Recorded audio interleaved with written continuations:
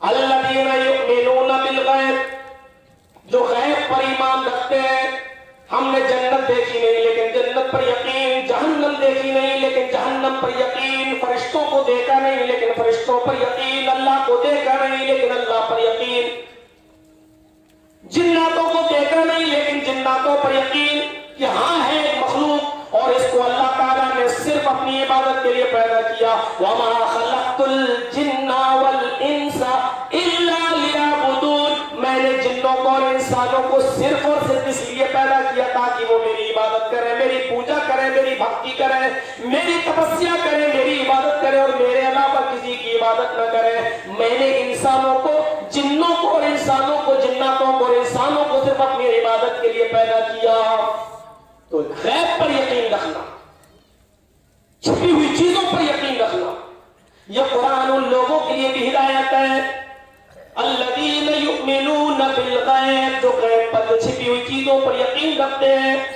اللہ پر یقین کا مطلب یہ ہے کہ اللہ کو دیکھا نہیں لیکن اللہ کو مانتے ہیں. جب ایک چھوٹی سی سوئی اور ماچس کا کھوکھلا، ماچس کا ایک ڈبی جو بغیر کسی بنانے والے کے نہیں بن سکتی ہے، ایک ماچس کی تیلی اور ایک چھوٹی سی سوئی جو بغیر کسی بنانے والے کے نہیں بن سکتی ہے، تو اتنی بڑی زمین، اتنا بڑا آسمان، اتنے ستارے اور اتنے سیارے اور 2,40,000 میل کی بلندی پر چمکنے والا چاند اور 9,30,00,000 میل کی بلندی پر چمکنے والا سورج، 1,40,00,000 ڈگری سینٹی گریڈ گرمی جس سورج کے اندر، میرے بھائیوں اس کو بغیر کسی بنانے والے کی یہ ساری چیزیں وجود میں کیسے آ سکتی ہیں؟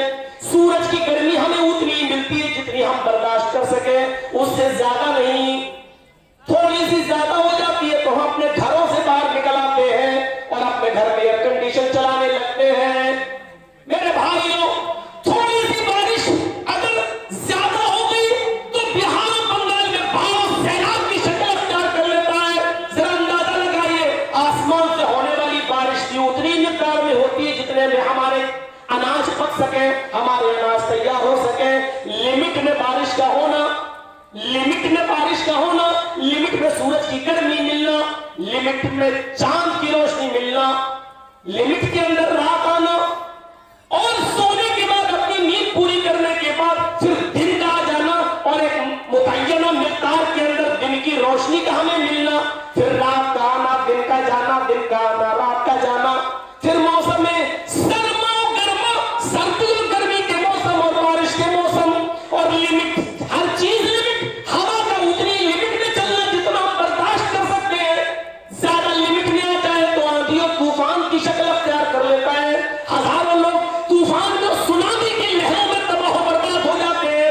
اندازہ لگائیے یہ سب کام ایک اندازے کے مطابق اللہ تبارک و تعالیٰ کے نافذ کردہ قانون کے مطابق ایک لمٹ کے تحت چل رہے ہیں. اس لیے ماننا پڑے گا کہ اس دنیا کا چلانے والا بھی کوئی ہے. کمیونسٹ مانے یا نہ مانے، کمیونزم مانے یا نہ مانے، دہریہ مانے یا نہ مانے، لیکن مانے بغیر چارہ نہیں ہے. یہ آپ کو ماننا ہی پڑے گا کہ اس دنیا کا نظام چلانے والی کوئی ہستی ہے. اور جرجیز کی نظر میں اور میری نظر میں اسی ہستی کا نام سپر پاور ہے، اسی کا نام کریٹر آف یونیورس ہے، اسی کا نام اللہ ہے، اسی کو آپ گاڈ بھی کہہ سکتے ہیں. مختلف ناموں کو سے اس کو یاد کیا جا سکتا ہے. اگر معنی میں کوئی خرابی پیدا نہ ہو تو میرے بھائیوں اس کو کسی بھی نام سے یاد کیا جا سکتا ہے. وہ ایک ہی ہے اور وہ ہے اللہ، وہ ہے اللہ، وہ ہے اللہ جو اس دنیا کو ایک لمٹ اندازے کے مطابق چلا رہا ہے اور اس کے اندر کوئی کمی نظر نہیں آ رہی ہے. کوئی کمی نظر دوڑاؤ، بار بار دوڑاؤ، آسمان کی طرف نظر دوڑاؤ.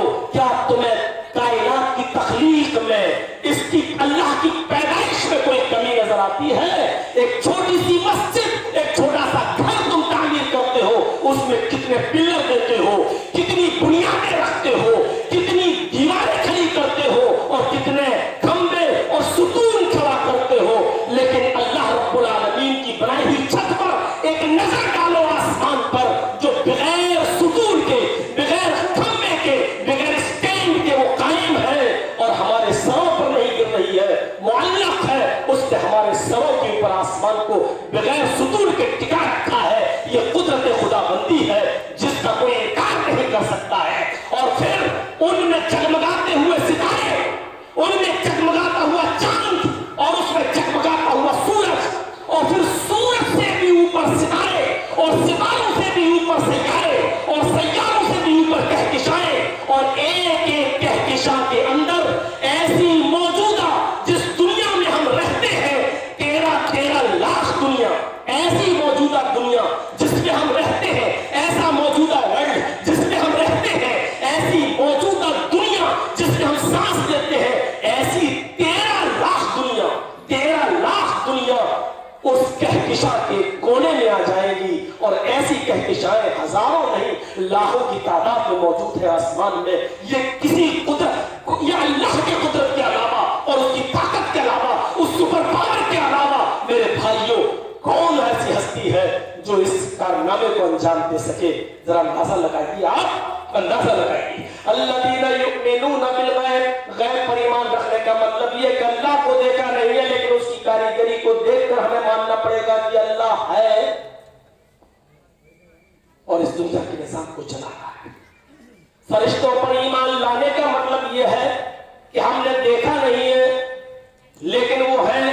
اللہ تعالیٰ نے جو ان کو حکم دیا ہے اس کو وہ بجا لاتے ہیں، جن کاموں سے روکا ہے وہ رک جاتے ہیں. ہمارے ساتھ بھی اللہ تعالیٰ نے 2 فرشتے متعین کر رکھے ہیں جو ہمارے باڈی گارڈ ہیں. وہ باڈی گارڈ اس حیثیت سے نہیں کہ وہ ہمارے جسم کی حفاظت کر رہے ہیں یا کوئی ہمیں گولی مارے تو وہ روک لیں گے، اس حیثیت سے نہیں. وہ ہمارے باڈی گارڈ ہیں، ایک داہنے کاندھے پر ایک بائیں کاندھے پر. وہ باڈی گارڈ یہ کہ ہماری زبان سے جو لفظ نکلتا ہے اچھا نکلا تو داہنے کاندھے پر بیٹھے ہوئے فرشتے نے اس کو نوٹ کر لیا، اور غلط نکلا تو بائیں کاندھے پر بیٹھے ہوئے فرشتے نے اس کو نوٹ کر لیا. وہ تمہیں روکنے کے پابند بھی نہیں ہے. اللہ تعالیٰ نے ان فرشتوں کو تمہیں روکنے اور کرنے کے لیے نہیں بنایا ہے. وہ کوئی فرشتہ تم سے یہ نہیں کہہ سکتا چل نماز پڑھنے چل.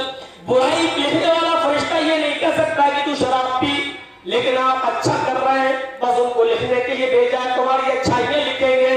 تم نے برا کیا، ان کا کام یہ کہ وہ صرف برا لکھیں گے اور یہ نام اعمال اللہ کے سامنے تیار کر کے وہ پیش کر دیں گے. پھر ہمیں قیامت کے دن یہ نام اعمال ہمارے ہاتھ میں دے دیا جائے گا.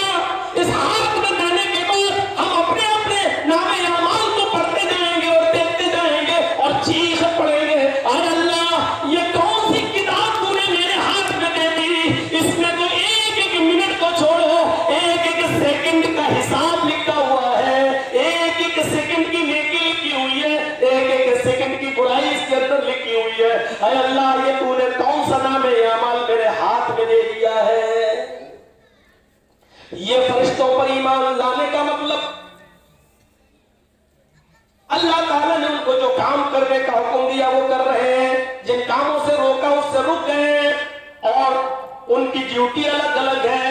روح نکالنے والے کی ڈیوٹی روح نکالنے کی ہے. جس کو قیامت کے دن سور پھونکنا ہے وہ اپنے منہ میں آج سے سور لیے بیٹھا ہے، کھڑا ہے اور اللہ کے حکم کا انتظار کر رہا ہے.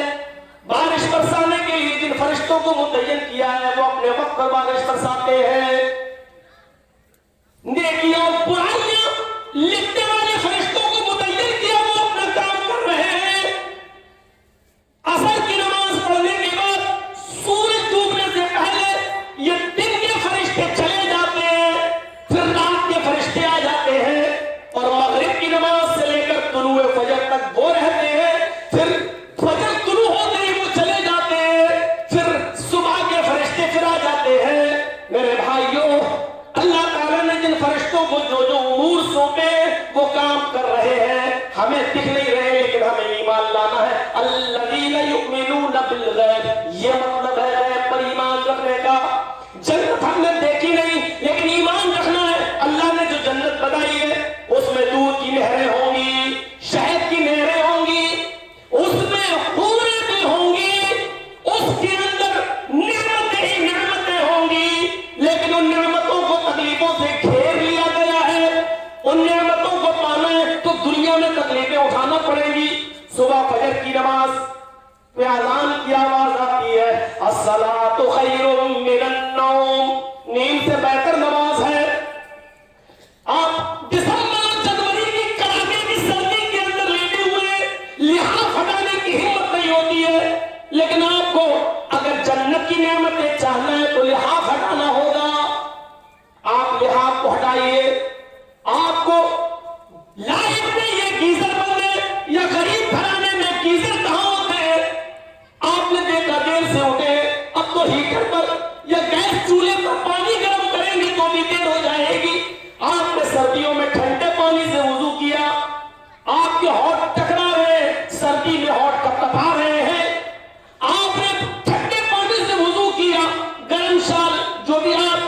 लबासी आपने ओढ़ ली और मस्जिद की तरफ रवाना हो गए।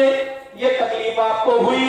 अल्लाह के नबी सल्लल्लाहु अलैहि वसल्लम फरमाते हैं अल्लाह ताला ने जन्नत को ऐसी तकलीफों से घेर रखा है, जब तक दुनिया में तुम ये तकलीफें नहीं उठाओगे अल्लाह भी तुम्हें जन्नत नहीं देगा। जन्नत को तकलीफों से घेर लिया गया है।